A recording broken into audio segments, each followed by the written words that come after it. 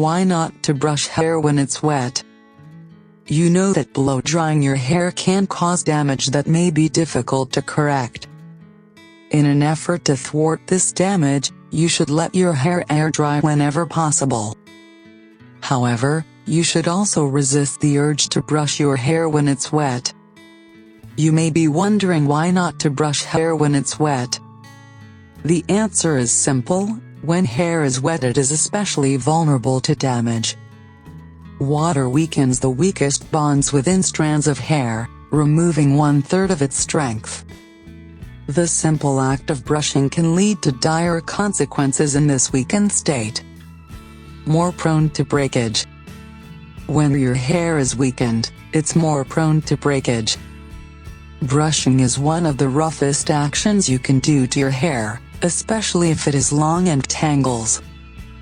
Brushing wet hair will lead to significantly more broken strands than if you allowed the hair to dry before brushing it. If you worry about hair growth, you should also brush your hair often because it stimulates the roots.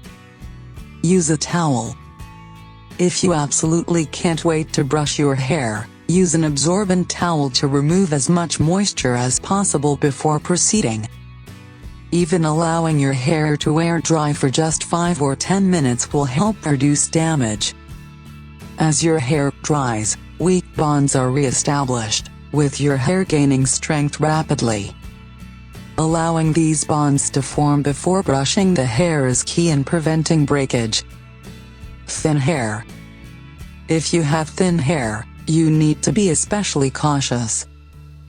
Thin hair can be damaged easier than thicker hair because each strand is made of less polypeptides with less bonds. Less bonds means weaker hair. Having less bonds total also means that a greater percentage of the bonds will be broken when the hair is wet, leading to even more damage if you brush it. Fortunately, thin hair dries faster than thick hair, so the amount of time you must wait before brushing it is lessened. Towel drying thin hair is also more effective, helping to reduce the need for a hair dryer, which can also cause damage. Wide-toothed comb. If you really can't wait to brush your hair, you should use a wide-toothed comb. This will cause less damage than a regular brush, though some breakage is inevitable. If your hair is curly, you will need an even wider comb. Think about your most recent trip to the hair salon. Odds are that your stylist used a comb when hair was wet. If your hair is prone to tangles, you should always brush or comb it from the bottom to the top.